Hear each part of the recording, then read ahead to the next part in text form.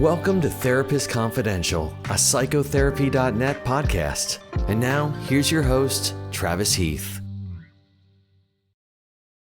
Hello, everybody. Welcome back to the Therapist Confidential podcast. I'm your host, Travis Heath, and today we get to speak with Mary Jo Barrett, where we will primarily talk about trauma, which is an interesting word. It feels like that word is everywhere all the time now. Like 20 years ago, I didn't hear trauma.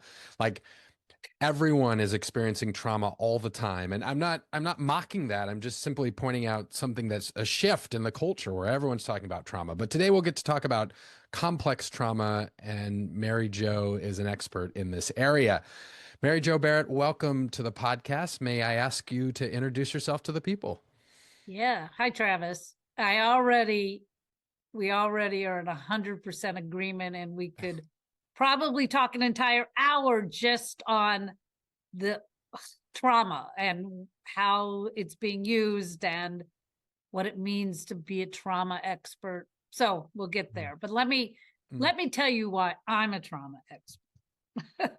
and my focus of trauma, Travis, is primarily family violence and physical and abuse, child abuse, sexual abuse. Incest is my beginnings, and sort of I'm bookending my career with incest. I'm hoping in that's where I started, and that's really my emphasis in these last twilight years. So but let me tell you where I started. I think that's a good piece. And then is that I'm a social worker and a family therapist, trained in both. But in 1978, when I got my MSW, my first job was I was the first in the state of Illinois in-home counselor for the Department of Children and Family Services on child abuse and neglect. And the child abuse law had just become into being, and DCFS, the state agency, realized that it was more than just going in and saying, yep, child abuse is here. Yep, I'll validate this report, that they had to provide services. And they contracted with child welfare agencies to come and do in-home. And I was the first, my agency was the first agency. So I spent the beginning of my career in families' homes where there had been child abuse and neglect.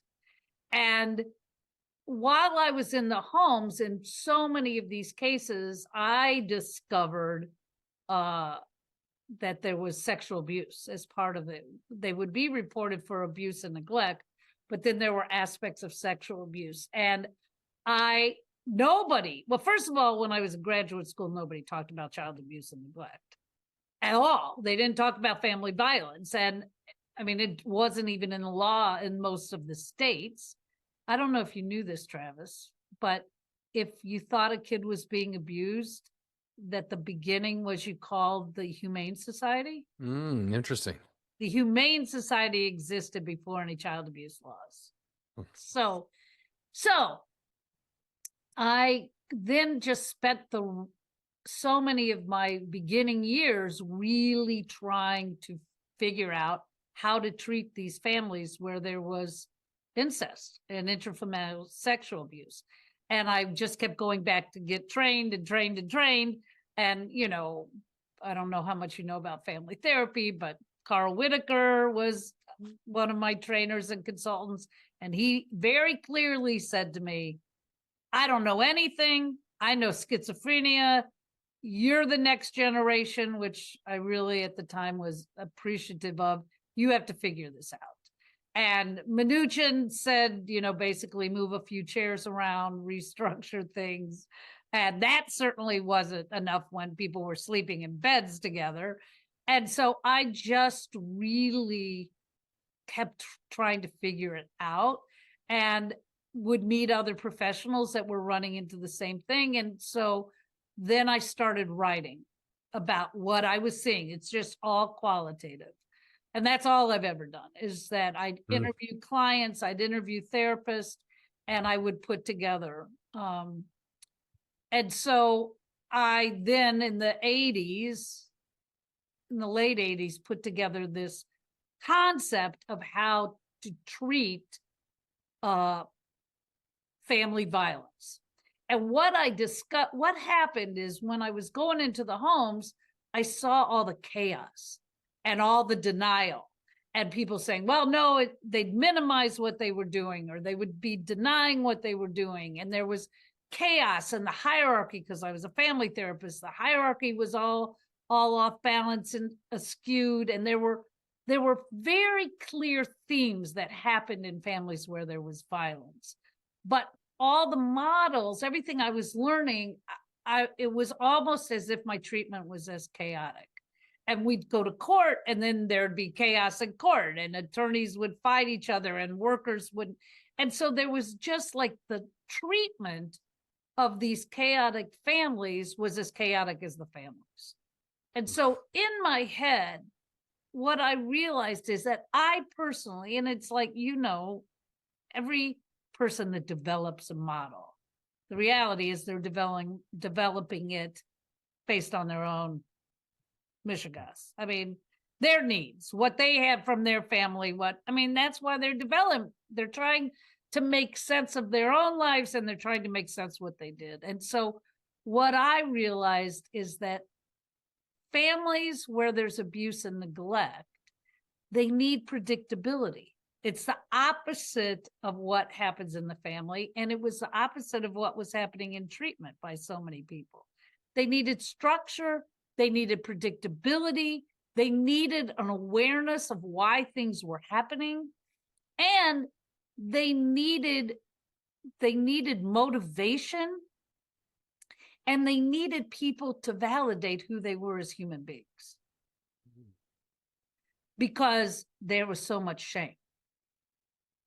And so I, for myself, just started designing a meta model to help guide me. Like, this is what needs to be happening now. This is so that when I walked into homes and people were yelling and screaming and throwing things at each other, I could go, okay, Mary Jo, this is what you need to do now. You need to do this. Then you need to do this.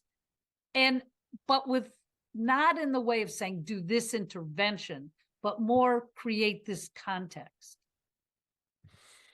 Gosh, so interested in a lot of what you're saying. It sounds like essentially there wasn't really a model. There was no model. You had to go in and create one. Yes. So in terms of my introduction, and then I went to teach, just so people know. So then I started teaching, and then I realized partly what some of my gifts were, which was to be able to explain what was happening systemically, not only to the family, but to other people who were trying to learn how to be therapists. So then I started teaching social work and family therapy. And it sounds like it was innovation by necessity. Yes. So that I didn't.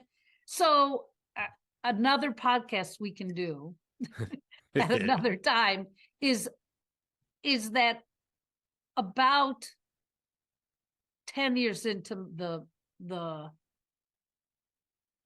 doing the work, I was like, okay, this was a good run, and now I'm going to go to Crate and Barrel and start selling beautiful things, because I can't continue to do this.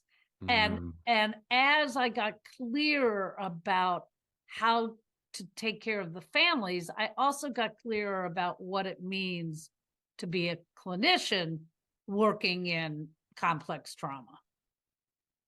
So I also developed a kind of side model of how to deal with vicarious trauma. So those are both things, but it was out of necessity for my own being able to stay in the field. You said about 10 years in, this is when that's a long time.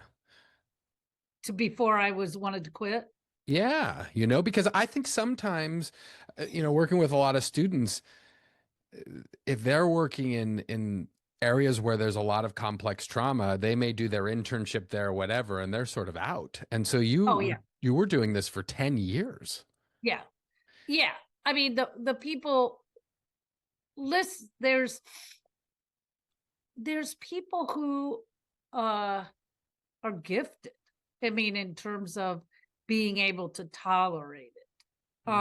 I mean, yeah, it was 10 years, but I think it's sort of like what you know, that whole concept of, I was so focused in trying to understand it. It was so important to me that it was about 10 years where I was like, I became exhausted.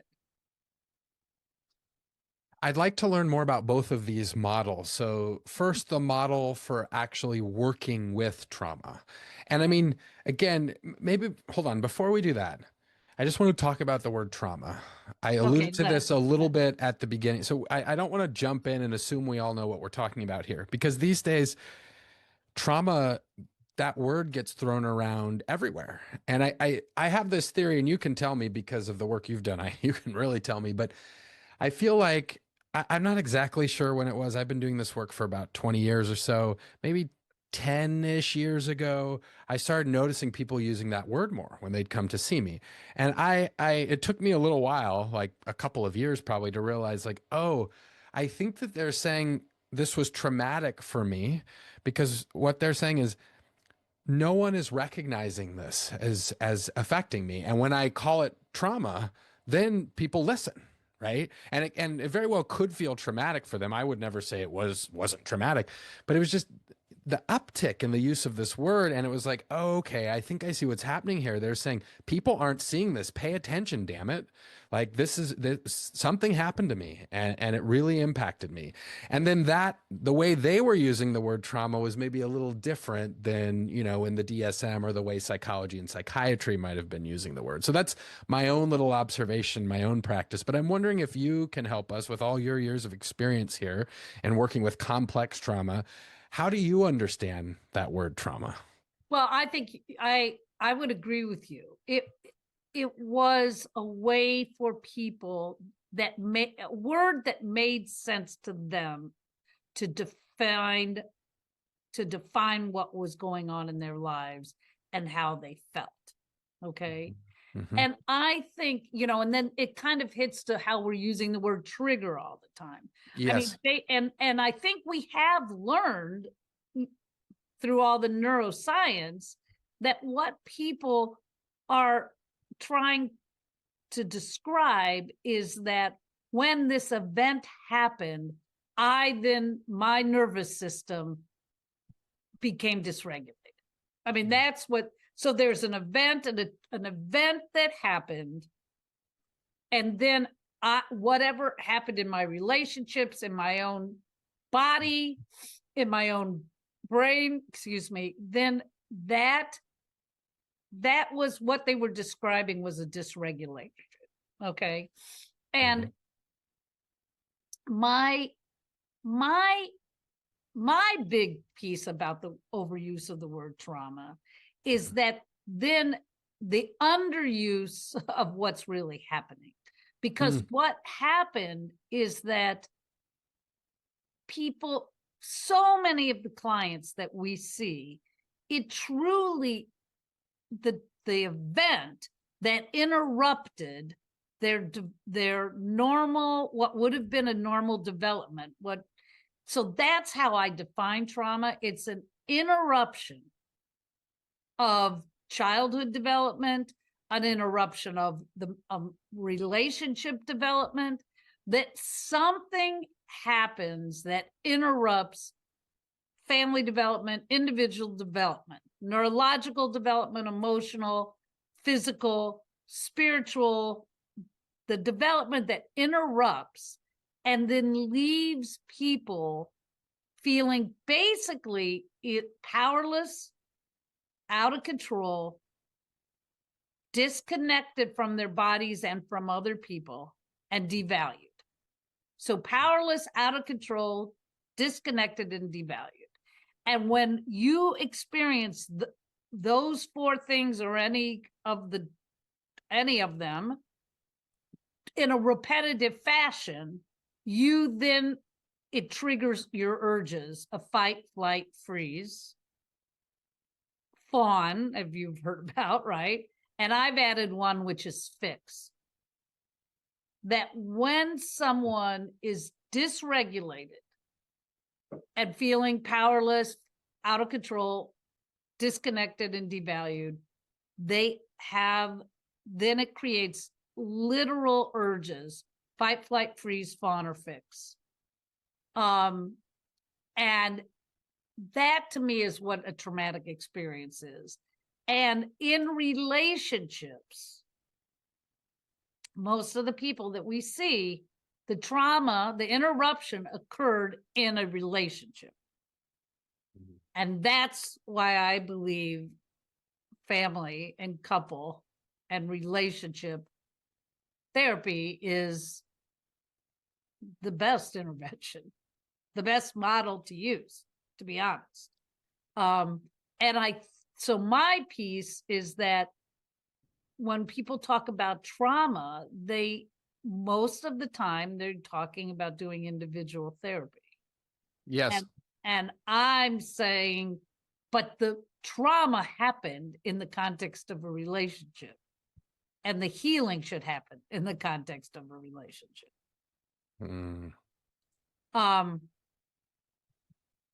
So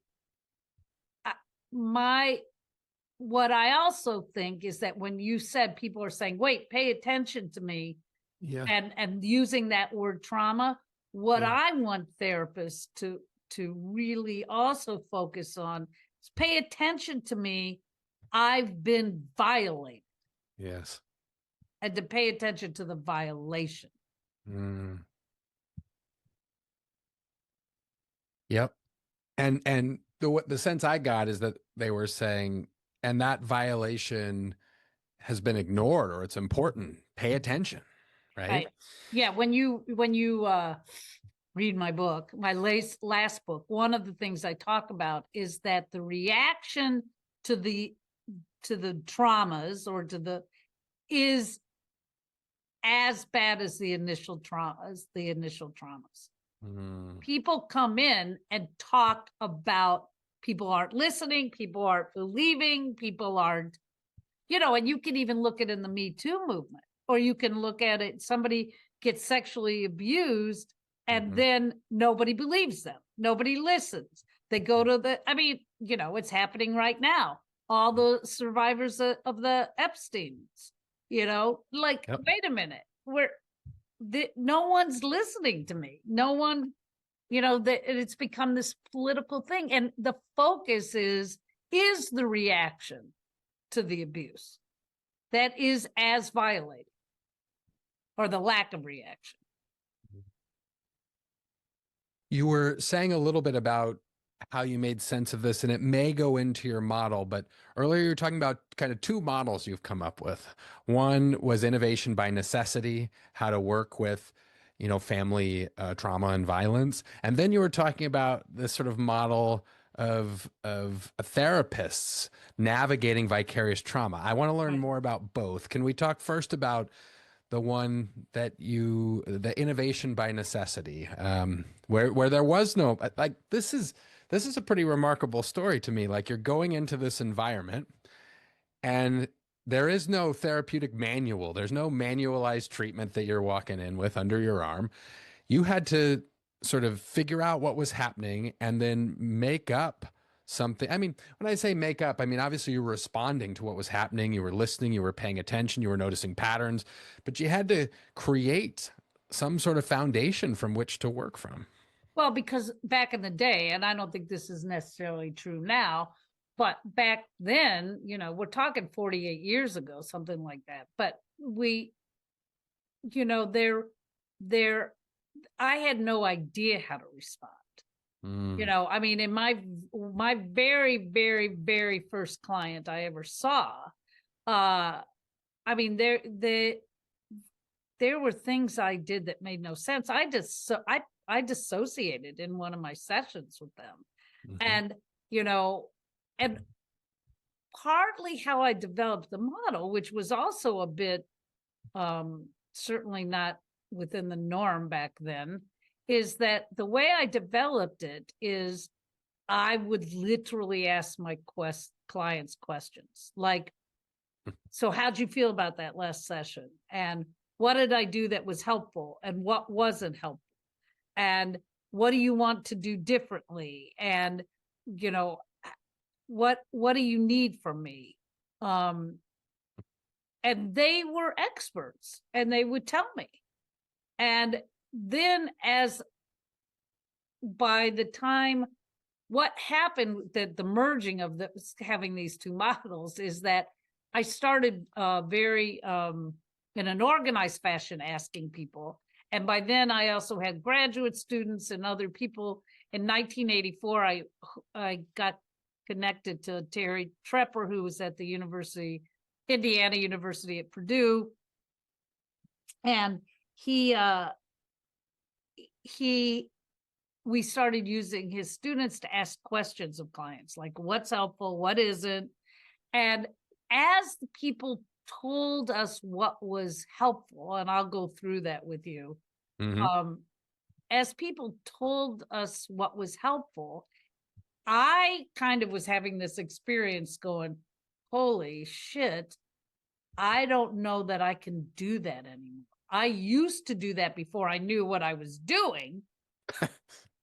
But I'm not in very good shape. I mean, there's no other way to put it. I don't know that I can give as much as they're needing because I feel so exhausted, you know, and granted, I had 2 kids by then. I mean, there was a lot of things going on in my life. But then I had to really seriously think, if this is what they're saying they need, can I give it? And I then, again, it was a very similar talk about necessity. It's just how my brain works.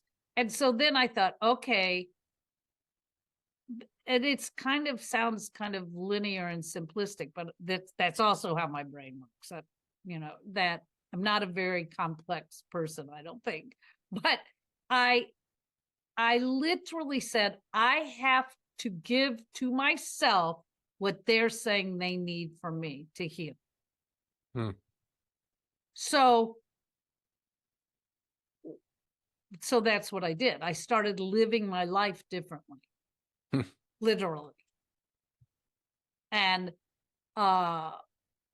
applying the treatment model to myself, but not doing like therapy, because that's not really the treatment model. The treatment model is about creating this context of healing and refuge.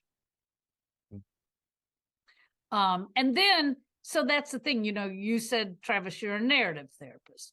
So you would use the collaborative change model. It applies to every model. And the interventions you might use, you also said you're kind of a creative narrative therapist. So my guess is, if I watched you work, I would be able to say, Travis, you're doing the collaborative change model. That's why you're a good therapist, because you are providing them what they need. And you're using your narrative, but if you're an IFS therapist, you're using internal family systems. And if you're a CBT therapist, you're using the CBT, cognitive behavior, or DBT. We use the skills we learn, however, in this context. So do you want me to tell you the 5 things they need? I would love that. Okay. And by the way, my very first client, I have interviewed over and over and over again throughout the years to see how things change, to see if their views have changed, to the point where I'm probably going to see them in the next month, and then it'll be almost 48 years since the first time I saw them. Wow. So the 5 things. The first thing, and I bet, if we had more time, I'd play a game with you and make you guess what they were. Ooh. But you can guess the first one. What do you think's I'll just do the one. What do you think the most important thing a client needs in having successful treatment? Okay, see, that's interesting because I could go a lot of different directions with that. But to me, the first place I'd go is safety. Okay. And how do they get safety? Does everybody get safety the same way? That's an interesting In therapy, though. that's an interesting question. I mean, I think safety comes ultimately, I think, from the relationship that we form with people. Exactly. And that's what they said. What they needed was, so exactly what you just said. What they needed was safety. They needed to have safety in the relationship, obviously with the therapist. Even better if we could create some safety in their relationships that are the real important relationship. And everybody gets safety differently. Now, that's one of the little things I have about so many treatment models is that, one, people think, well, you just create safety because the person's in therapy or something. You know, family therapy says joining and but what I think is important, and I'm not saying every therapist doesn't do this. That's what I'm saying. You probably do it. And then I'm going to just affirm and validate what you do. But you have to find out what your client feels is safety. What will give them safety in the treatment? So, I mean, literally, I had a client once, I said, you know, I noticed that your hands are doing this. And they said, I wish you had clay in the room. So the next time I brought clay. Yes. Now, as part of the model, what I teach is the beginning, first or couple sessions, you should say to your client, what's safety? I have little interventions. I've designed games, you know, tell me what's this, you know, where in your history do you have safety? A lot of times people will say, only by myself. I never had it in relationships, or reading books, or sitting in nature. Or I'll give you another example. People walk in my office and they always say, where do you sit? Where's your chair? Because it's not obvious in my office where my chair is. And I say to them, I don't have a chair. You come in and you figure out. You sit in a bunch like Goldilocks and the Three Bears, that, oh, not right here. And, you know, see if you can see a door. Here's a door that goes to the outside. Here's a door that goes to the waiting room. Sit in every chair and see where you want to sit. And I'll sit accordingly. Now, with that what I'm doing with that is creating safety, but I'm also flattening the hierarchy. Like there is a hierarchy. And I know when people are being abused, they're being abused by somebody in a position of power. Even if it's a sibling, right? They experience that person as having power over them. Or if I'm working with the person that is doing the violating, they have power.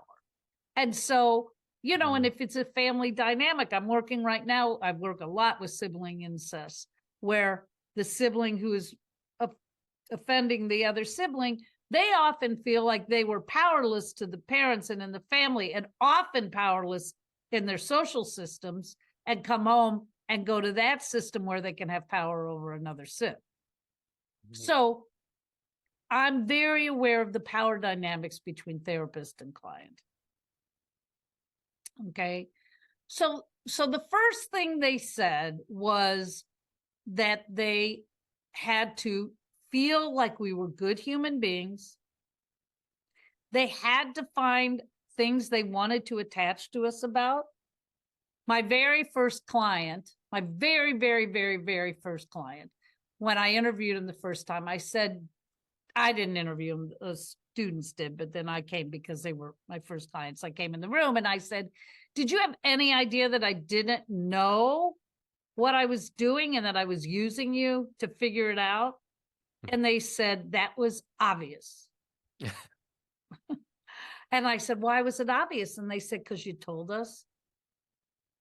You said, you know what? I don't know. I'm pretty new at this. I'm going to talk to my supervisor. They told me that I audio taped and videotaped, and I did.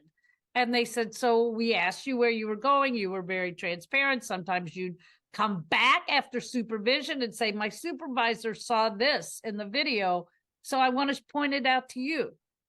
They said all of that made them feel safer with me and connected to me.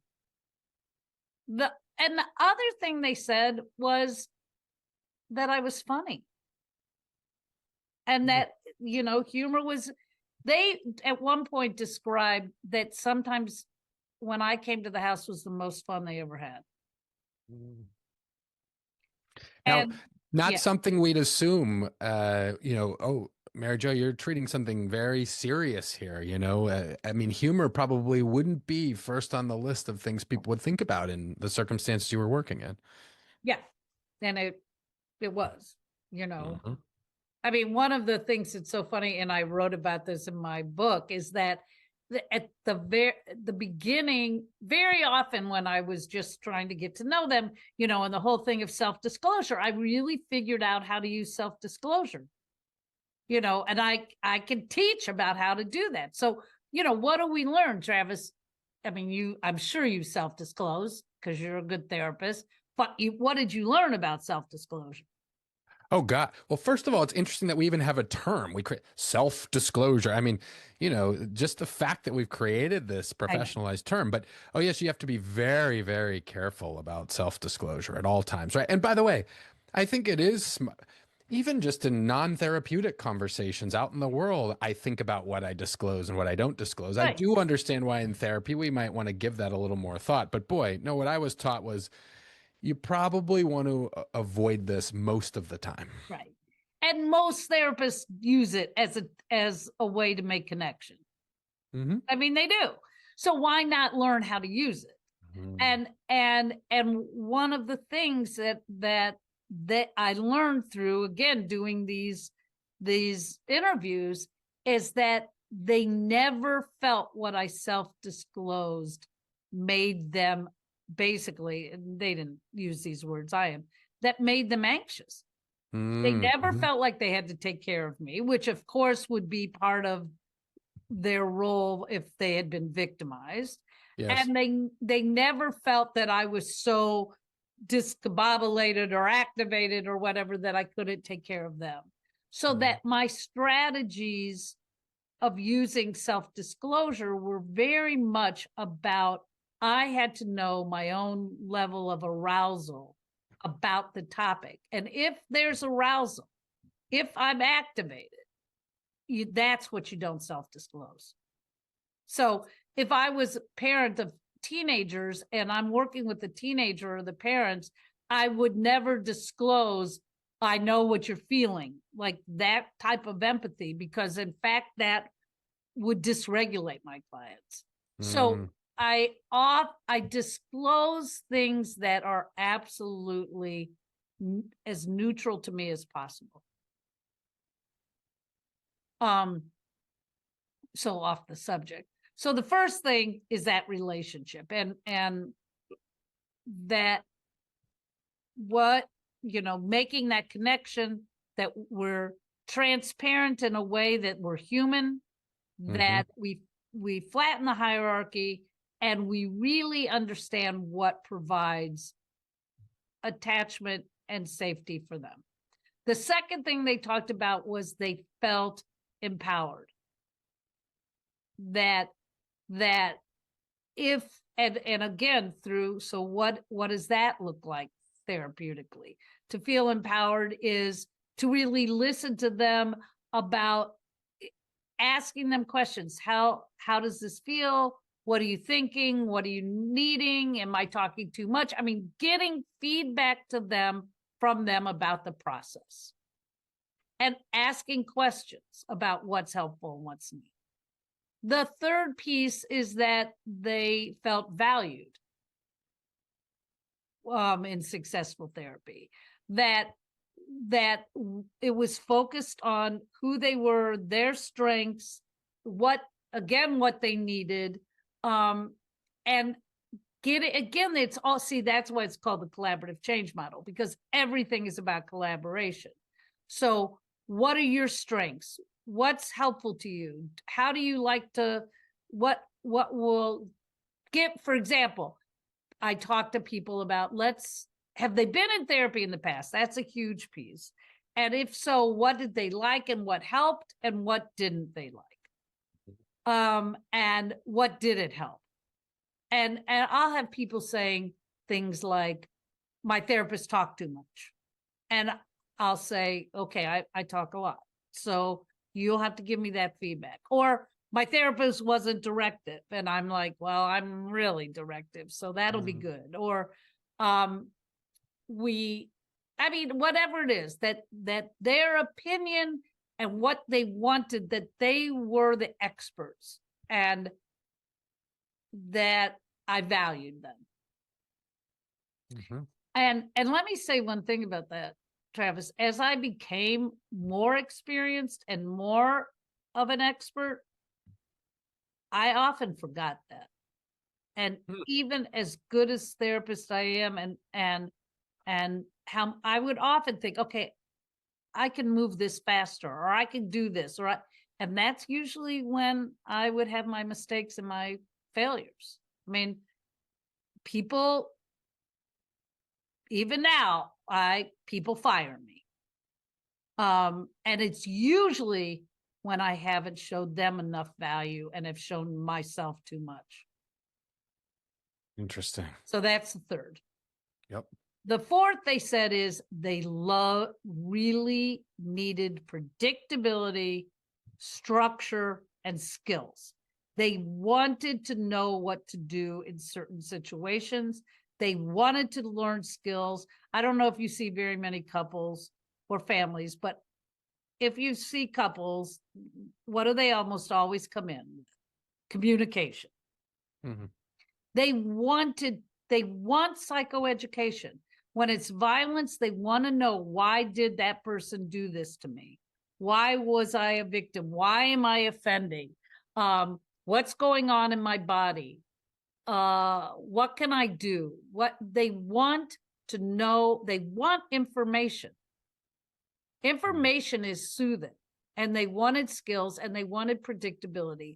They wanted to know, and this is one reason why I think telehealth doesn't necessarily work as well, because there's so much distraction from their own life that, in fact, they are activated or have a lot of arousal, where when they come into the office, well, one thing in my office is filled with things that make people feel safe. I mean, I even have food in my office for people, and blankets and things to touch, and everywhere you look around is very soothing. And so I think that predictability and that structure, so every one of my sessions follows a particular structure. That's basically because of trauma. It's the predictability and the structure and the skills and the information. And the fifth thing that people said is that they always felt some hope. Something that, and the way I've taken from all these thousands of hours of interviews, is I think the therapy needs to be able to provide a meaningful vision of the future.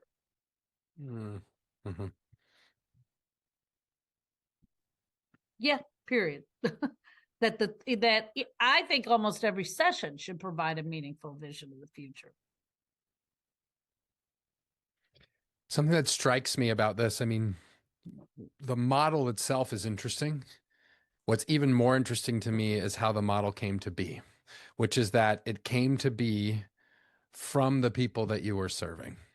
100%. There was I almost heard nothing about, and everything you just said about, well, I think, or I thought was best. I mean, almost the entire thing was kind of just paying close attention to what might be healing for the person you're serving. Yeah. Yeah. Yeah. That it's completely. And if you think about that, if I'm being violated in the context of a hierarchical relationship, and now I'm with somebody who's in a position of hierarchy, who in fact is not thinking about their needs and their outcome and their process, at that right there shifts the reality of relationships. And it's interesting because it's like the entire model was developed this way, feels very client driven. Like, let me tell you, back up a step and just say what's underneath this question. Yeah. There's often this tension between client directed and expert directed, right? And this model that you've created it came very, very, very, very much from the clients themselves. And yet it does seem, as I'm listening to how you enact it, that you do hold some expertise. And I think especially for younger therapists that might be listening, I think sometimes struggle with that tension of how much expertise to have and how to hold it and how to also be client directed. And it seems like you have a way of doing this. I'm wondering if you can talk some about it. Well, I think the piece, wow, I could talk a lot about it. Give me a moment. Mm-hmm. And this shouldn't be cut out because what I'm doing right now is the model. Mm. Because you asked me a question, and if I was in my complete expert place, I would just start talking. Yet I want to take a minute to really respectfully think about what you're saying. So as a younger therapist, I think partly is that it's okay to do what I just did, even in a session, to pause, and in that moment, even ask the client. So, for example, one of the things that I see when you say expert driven is that so many younger therapists or beginning therapists, they can be an old beginning therapist, is that they learn a model and just follow the model. Yes. And so, okay, what do I do now? Oh my God, I didn't learn this. What do I do with this? What do I do with this? And when the moment, this is a perfect example, is that in the moment when I go, what should I do? Oh my God, I'm feeling overwhelmed. That's the moment to pause and collaborate. That's the moment to pause and say, I'm thinking about this, but what are you needing right now? Or what's happening right now? So reading the client, if the client is dissociating, or if the client is getting distracted or getting irritated, you don't have to keep going with whatever intervention you were doing in that moment. That's the time to pause and recalibrate collaboratively. And you'll learn what to do from them. I tell a story. I told it in a professional setting so people can even see it. It might have, I don't know. Anyway, they could see it. With my first client, I walked and did a home visit, and they were throwing glass at each other, like literally. And the daughter who had been sexually abused and the son who had been physically abused turned and threw something at me, and it hit the wall, and I froze. And then I turned to the mother and said, "Help me." Now, nobody learned to say to the parent, "Help me." but I basically said, help me what to do right now. It was a complete, and she got up out of her chair and came over and said, Mary Jo, we have to do this together. I don't know what to do with my kids. And Travis, that's when I learned about the collaboration, because when I said to her, help me, she became empowered. And then she came over and said, do it with me. I became empowered. Like I wasn't so afraid. And I was like, oh, I have a partner here. We'll be able to do this.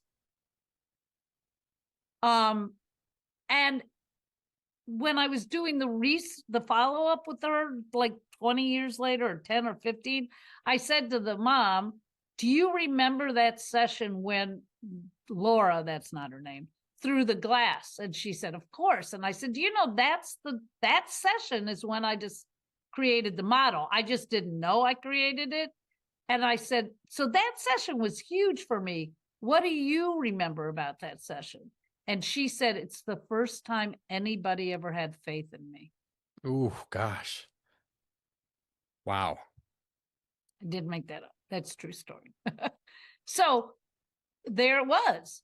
It was the first time I was like, okay, I'm not getting any information from all these other people, supervisors. I didn't know what to do in that moment. Now, okay, a lot of therapists aren't going to have those moments but there's a lot of moments in therapy where people don't know exactly what to do.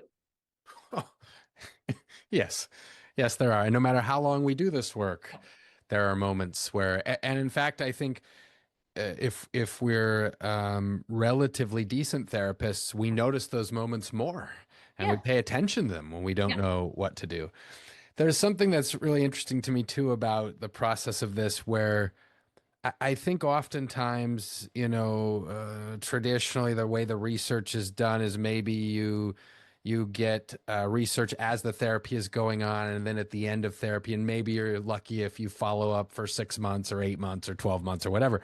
But here you are talking to people years later, and you're really, it seems like, you can tell me if I have this wrong, you're really interested in how they experience things, and not only how they experience things in the moment, but also, did this have any staying power? Like, how did it continue to unfold? And boy, that's a type of research that I think is sorely missing often in our field. 3 weeks ago, literally, I got an email through Facebook, so that's an interesting, these are all things people could talk about. Do you let your clients do on Facebook? I have a Facebook page that is very, not just professional. Anyway, got a message, a private message saying, I don't know if you remember me, but you saw me when I was 16. I'm 50. And my mother died. And I thought of the people who I wanted to know that she died. And I'm writing you. And I think I did remember her. And I said, oh my God, I'd love to, I have a million questions. And she said, I have a million answers. And she said, could we set up a time for me to come in? Wow. I haven't seen her yet. I'm going to probably see her, but she sent me, the pamphlet from the funeral. And, there it was. I've had other clients who 20 years later write me and say, I felt like you needed to know this. So yeah, it is that and when they write me, if they write me, I do always ask the follow-up questions. Yeah. Okay. I have a couple other questions I could ask on that front, but I want to make sure I cover this part because I think it's really interesting. And it's a question that I hear a lot from students trained to be therapists and also therapists: vicarious trauma. Yeah. So here you were, you're telling the story, 10 years of this work, and you're like, I can't do this anymore. So then you have to, and so much of this, what I love about your story is it's experiential, right? So you get to this point and you go, I can't do this anymore. So now you have to figure out vicarious trauma and how the hell to navigate it. Can you tell us what you've discovered about that? What I discovered is that hearing the stories over and over and over and over again, of pain, of trauma, and giving care, being so present. The way I envision it's about energy, Travis. It's about doing our work. We have to stay fit. We have to be healthy. And it's not just psychological and emotional healthy. And it's physically healthy. It's spiritually healthy.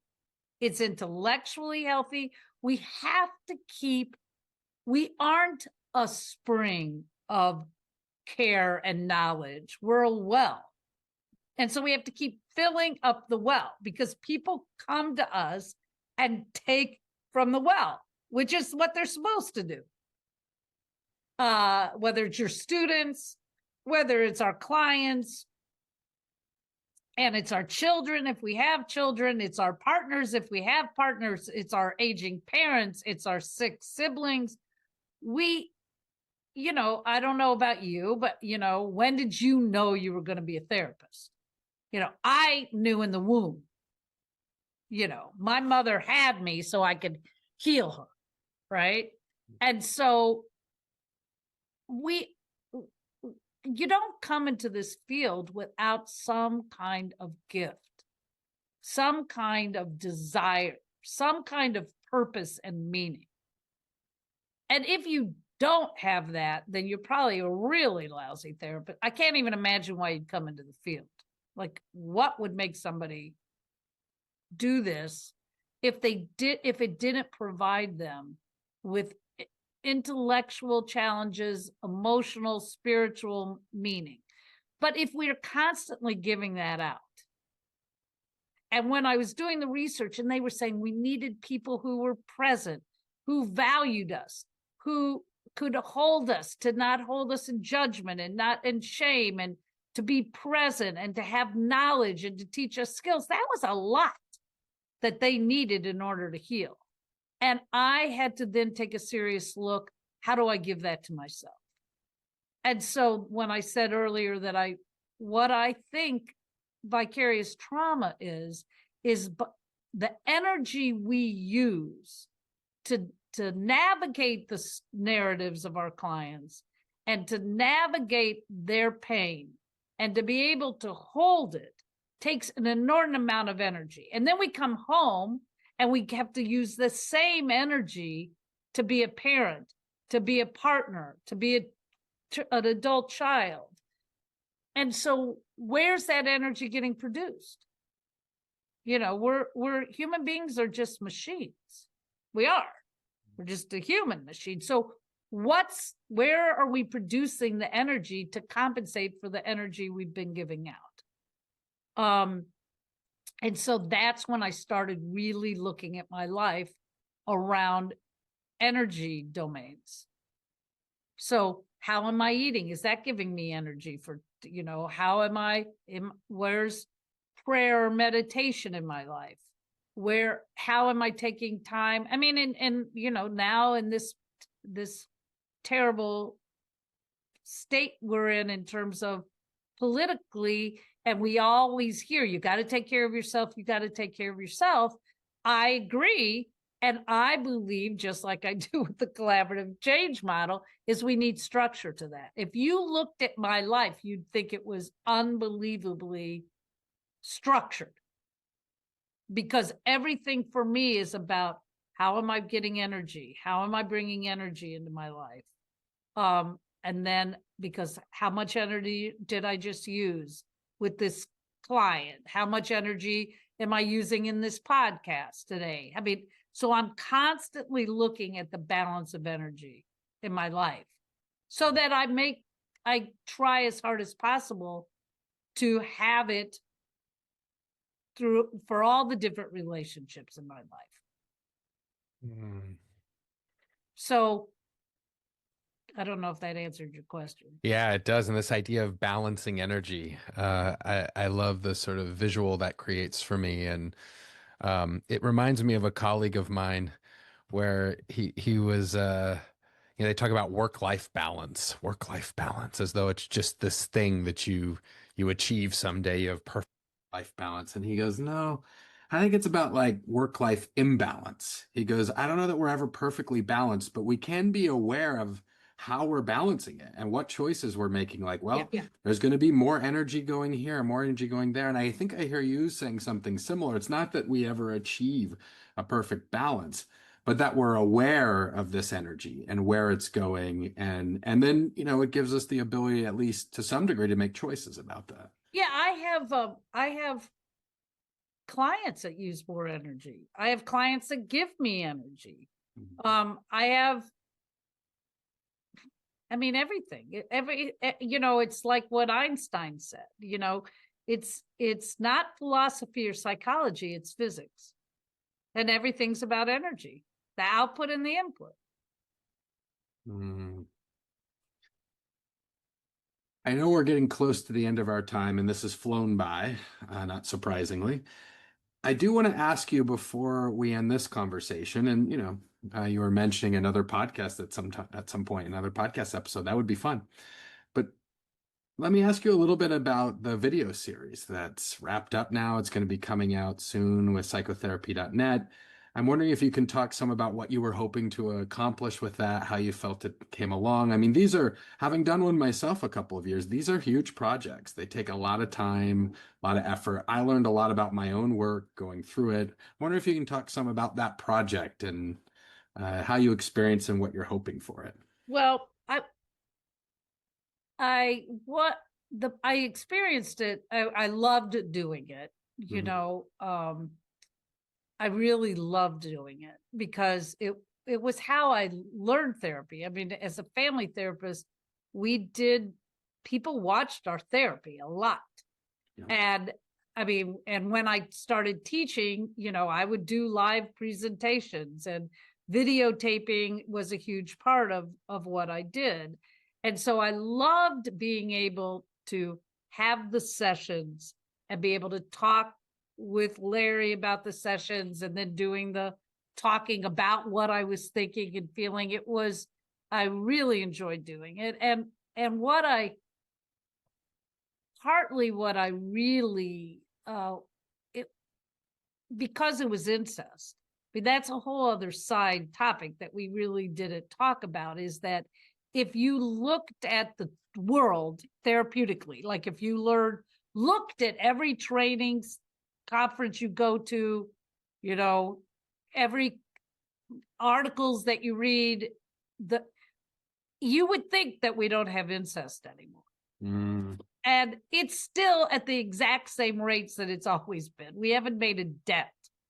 And sibling incest is the most highest percentage of incest, but people are still being sexually abused by intrafamilial, which I would consider priests, anybody that people know, Boy Scout leaders.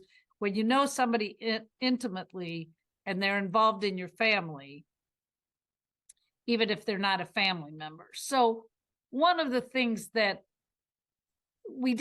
I didn't get to touch on it as much as I had wanted, because it didn't come up in the sessions as much when we were using these sessions. But I was happy that we could at least address the sibling incest in that case. And I just think it was a really great way to teach the model. So I was really thrilled with doing the work. Yeah, it's important work. I want to say this in closing, you mentioned like, oh, you'd think that incest doesn't exist anymore because of the lack of attention that it's getting and conversation that it's getting in the field. And when I think about just starting to, come into contact with your story and your history today in our conversation, that it seems like your work has really focused on some areas that often are unspeakable. And not just unspeakable in families, of course, they're unspeakable often in families, but even to a certain degree within our field, things that are unspeakable or that we don't speak about or don't speak about well. And I'm wondering, in closing, if you can tell us a little bit about how you've begun to speak about that which is often unspeakable. Here's the thing, Travis. I wrote my first book about incest in 1984. So it's not beginning to think about it now. Yeah. I came back to it. And because partly is, and I mean, this, you and I privately should have this conversation, is that I got swept up in the trauma field, and I got swept up in the expert thing because people started talking about trauma and they stopped talking about incest. And, my books were big, sort of big. And then in the 90s, when I wanted to write another book about incest, no publisher wanted to publish it. And people started saying to me at some of these big conferences, change your topic to trauma. I had one person at a very big conference say to me, incest doesn't sell tickets. Literally. So so I look at it as a backlash. I think it's a backlash. I think that Freud, when he wrote his first papers, it wasn't the Oedipal elector, and he wrote about sexual abuse and incest, and the community, that old community backlashed, and he changed it and made it psychic. He said it was her desire to be sexual with her father. And I think that's what happened. I think that in the 80s, Judith Herman, there was much more written about women and being sexually abused. And then in the 90s, we had the false memory. I don't know if you remember that. And so there was this huge backlash about false memory and therapists getting sued. And it was around there where everybody started talking about trauma. So I think what's happened, to be honest with you, is that I keep making jokes about the twilight of my career, but, I'm in my 70s and I don't care anymore. I said to a client the other day, she told me I said this. I know I said it, but I can't believe I said it. You know what I'm saying? Like, I know I said it. She said, because I said something about talking about her sibling incest and what happened. And she said, oh my God, no therapist has ever called it incest, talked to me about it like that. And I said to her, I'm an OG, I don't give a shit. I literally said that. And it was a second session. And after the session, she wrote me an email and said, that line I will never forget for the rest of my life. Wow, And afterwards I said, what, why, after I said, why was that? She said, well, first of all, it was so funny to have a therapist say I'm an OG and I don't give a shit. But second of all, it was like, that's the attitude I want to have. And I said, well, maybe when you're 72, you'll have it, right? But I think, Travis, is that why am I talking about it now? Because I'm an OG and I don't give a shit. And I was trying to fit in. I was riding the flow of the backlash. And I think it did a disservice, number one, to young therapists. I mean, I seriously think I want to give a free intensive training for hours to people where they can learn how to say, when you go on your site today, it doesn't say I'm a trauma expert. I want them to say I'm an incest expert. I'm a sexual abuse expert, and not be afraid to say it and to feel confident that they are.